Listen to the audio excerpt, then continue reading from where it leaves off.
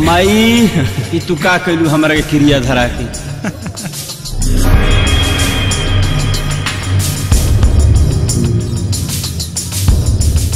हे भगवान, हे बजरंगबली, बचा लिया हमरा के। ये हनुमान गनु जागर जगह भी लोगों जागर राम महावीर विक्रम। हाउ देखा प्रिंसिपल आवतिया, अब तो सारे के छुट्टी। हे बजरंगबली, दुश्मन के तुरंत न ली। हे बजरंगबली, हे हनुमान 1 किलो लड्डू चढ़ाई। हे भगवान हमरा के बचा लिया। हे बजरंगबली, हे बजरंगबली, जय हो बजरंगबली, हे बजरंगबली, हे बजरंगबली, हे बजरंगबली, हे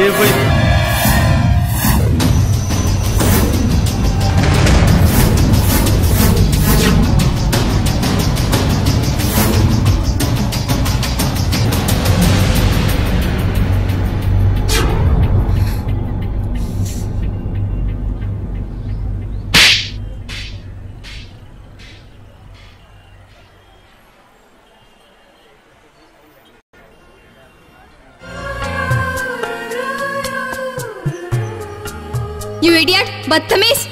Stupid! Nonsense!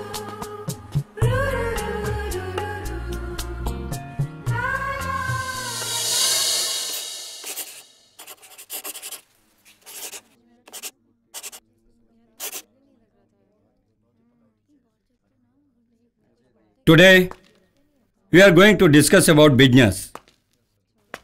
There is a first rule of business, that is high risk, high profit. No risk, no profit. I mean to say that जितना रिस्क लोगे मुनाफा उतना ही ज्यादा होगा, रिस्क नहीं लोगे मुनाफा नहीं होगा। ये कहीं भी कभी भी सर्वमान्य है। Any questions? No, sir. Dear students, just I told you about business. I hope you all will better understand. Any other question to be asked? No, sir. Very good.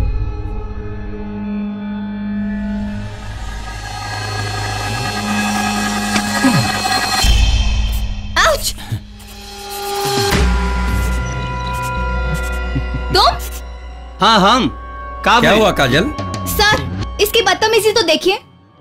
पहले मेरे साथ बाहर बदतमीजी की और अभी यहाँ मुझे रबर से मार रहा है। मिस्टर विजय, हम ना सर, ये झूठ बोलत दिया। हम रबड़ मारम। सर, आउट। हम ना सर। Out.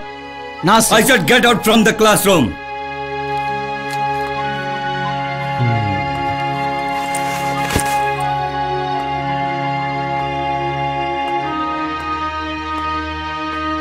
Okay, now concentrate on chapter. Yes, sir. का उदेश भैया, खेत खाए गधा मार खाए जोला। आहो उदेश भाई, का निशाना रहे मर्दे कमाल के। लागल जाके सही जगह पर। बक्सल, वो तो मरले नहीं दूसरे जगह पे। अच्छा, तो निशाना चूक गई। ऐसा। हाँ हाँ, अरे तोनी चिंता न करसन, देखत जासन खाली। ऐसन करम साले के काले से भी निकलवाइब और लड़की के दिल में तो हम अपन घर बनाइब। खाली तोनी देखत चलसन। अच्छा तो ई बात बा। अब कैसे हम तोहरा के झराव करे देखत जा।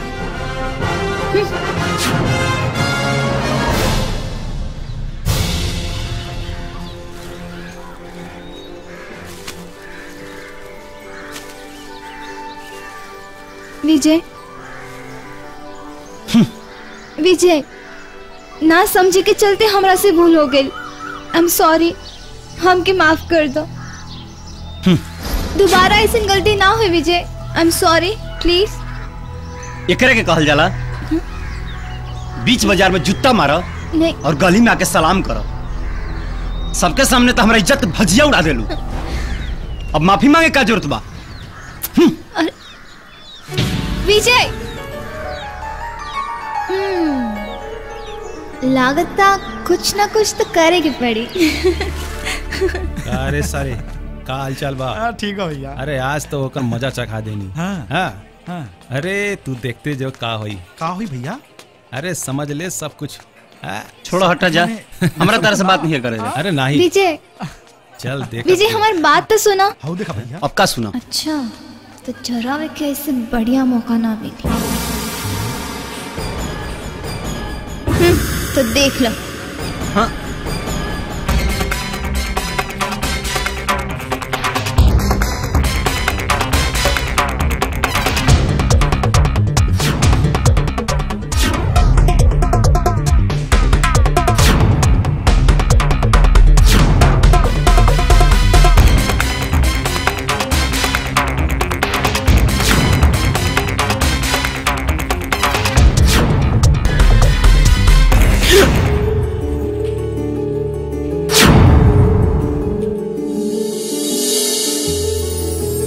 जुटल कनेक्शन भइल रिएक्शन सनक गइल मनया जहो कैसन भैया ऐसन झटका लगल है दिल पे टनटना गइल मिजाज हो कहा जाते बाड़ू बोला चुमा तू दिखा के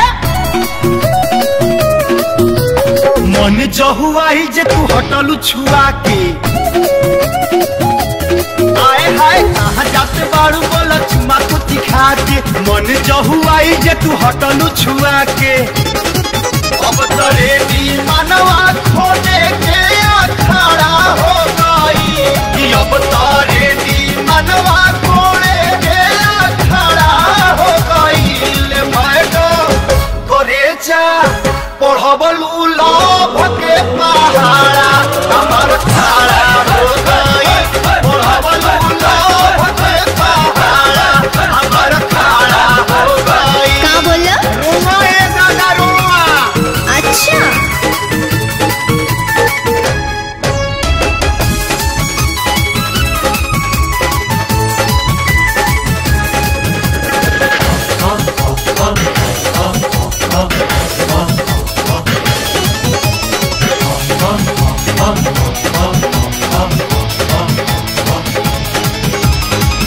छतिया में उठे लागल लहर तूफानी कबले मरद होके अपना के बानी मजबूरी बुझाए दादा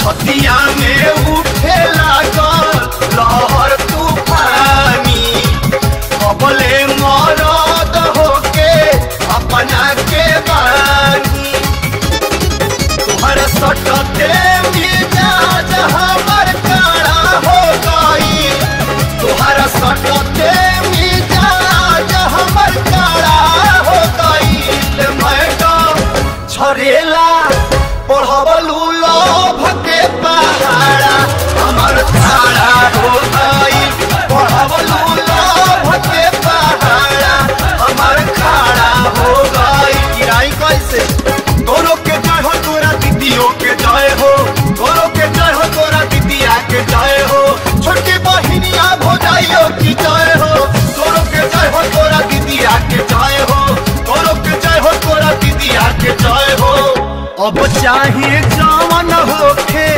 लेबे के रिस्क हो लब तो हमार भाई तोहरे पे फिक्स हो